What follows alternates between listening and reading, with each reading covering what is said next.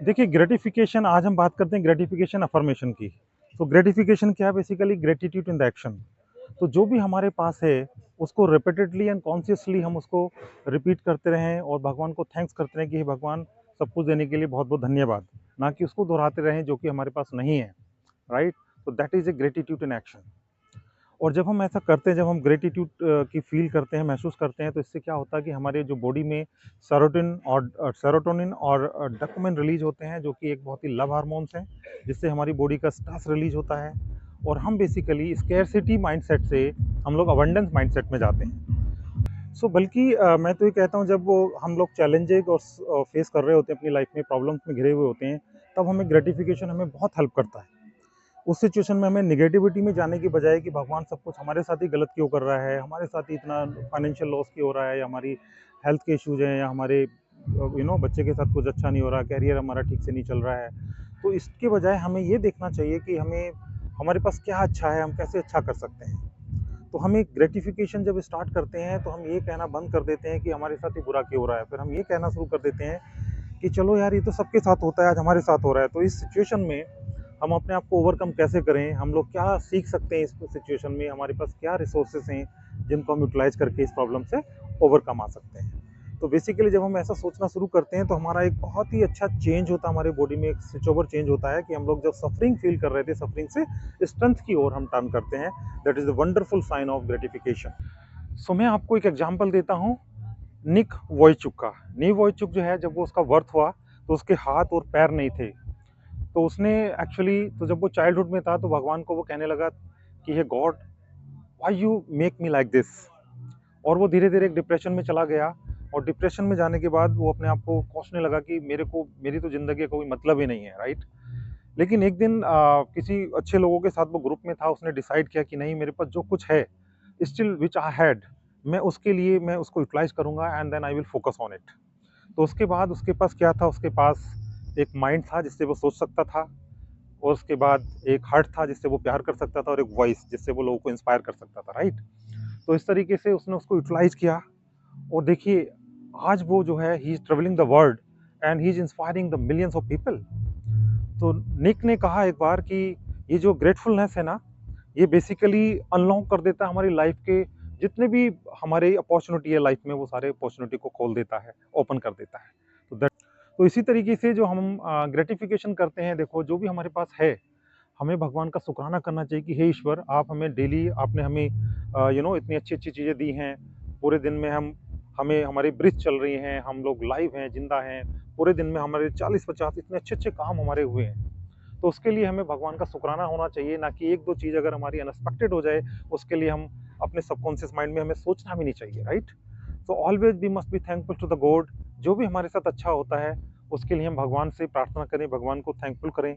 Even हम छोटी छोटी चीज़ जो होती है ना, हम लोग किसी ने हमें कुछ हेल्प की तो हम उसको थैंक यू बोलते हैं, और भगवान तो हमें इतनी चीज़ें दे रहा है, तो we must be thankful to the god. Right. So हमें जो अपना दिन की शुरुआत और दिन की एंडिंग जो है वो ग्रेटिफिकेशन के साथ करनी चाहिए कि आज का जो दिन था मेरा बहुत अच्छा दिन था, बहुत अच्छा मैंने सीखा। और आज जिन लोगों ने भी मेरी हेल्प करी, जिन मोमेंट्स ने मुझे सपोर्ट किया, thank you to them. Thanks for my body, my breath and my efforts, and thanks to God again. I have everything, I have a peace of mind.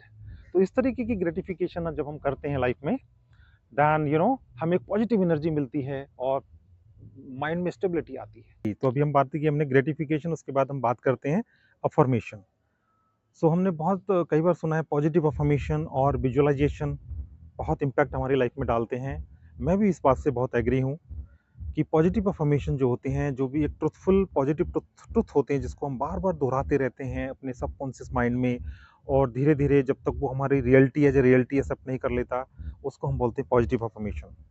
क्योंकि जो हमारा माइंड है, जब हम जिस चीज़ को बार बार दोहराते हैं, हमारा माइंड उसी को एक्सेप्ट करता है। राइट।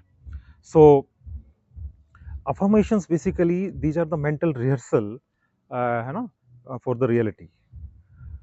मैं आपको एक एग्जांपल देता हूँ यहाँ पे मोहम्मद अली का। ही इज़ द बहुत रिनोन्ड बॉक्सिंग चैंपियन।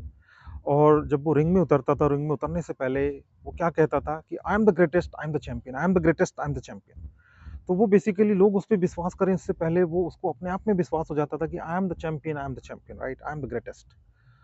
सो उसका ऐसा मानना था कि जब वो उसका जो माइंड बोलता था ना, तो उसकी बॉडी वैसा ही फॉलो करती थी, जो उसकी बॉडी जैसा परफॉर्म करती थी वैसा ही उसकी विक्ट्री एक हिस्ट्री बन जाती थी।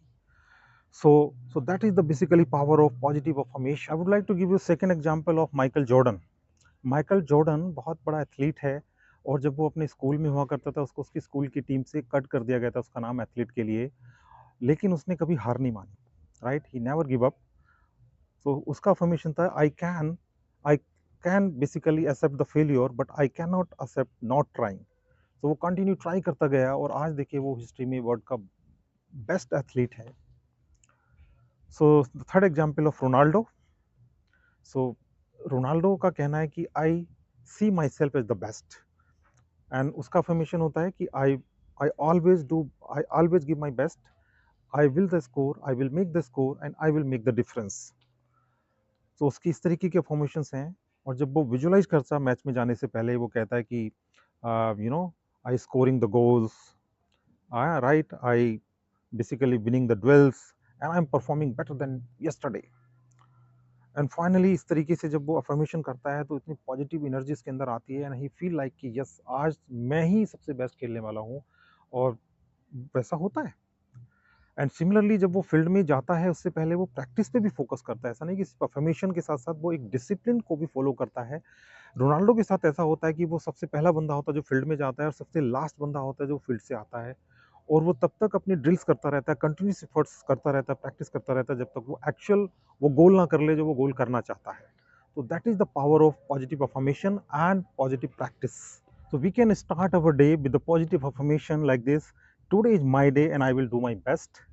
I am happy, I am healthy, and I am full with the positive energy.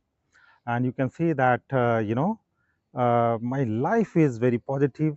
My mind is very cool, mind and focused. And today I'm going to be make a good habits which help me to shape my better future. And every day, in every moment, in every work, I will improve, and I am improving myself day by day. So इन सच इस तरीके की जो formation है, वो हमें positive energy के साथ पूरे दिन हमारी अच्छी शुरुआत करते हैं, और हमें आगे बढ़ने में हमें बहुत हेल्पफुल होते हैं, और धीरे धीरे वो हमारी रियलिटी बन जाती है। अगर मैं सोचूं कि ठीक है कि मैं बहुत आगे बढ़ रहा हूँ, मेरे रिलेशन बहुत अच्छे हो रहे हैं, मैं बहुत हैप्पी हूँ, मेरा प्रमोशंस हो रहे हैं, I become a president of the company, तो आज नहीं तो कल आपके माइंड में धीरे-धीरे सबकॉन्शियस माइंड में जाती हैं वो चीज़ें, और वैसा आप धीरे-धीरे सोचने लगते हैं, वैसे बनने लगते हैं, वैसे आपके काम होने लगते हैं, और एक दिन आप प्रेसिडेंट बन भी जाते हैं, राइट? तो आपको वैसा इमेजिनेशन करना है जैसा आप बनना चाहते हैं, आने वाले 6 महीने में, साल भर में जैसा बनना चाहते हैं, वैसा इमेजिनेशन करिए, वैसा आप सोचिए, पॉजिटिव अफर्मेशन के साथ आप आगे बढ़िए, और वो आपकी लाइफ में होने लगेगा। तो आई होप ये वीडियो आपको अच्छी लगी होगी, इमेजिनेशन ग्रेटिफिकेशन, तो इसको प्रैक्टिस करें, and I hope this will really helpful for your life. और ऐसी वीडियो के लिए हमारी वीडियो को देखते रहिए। Thank you very much.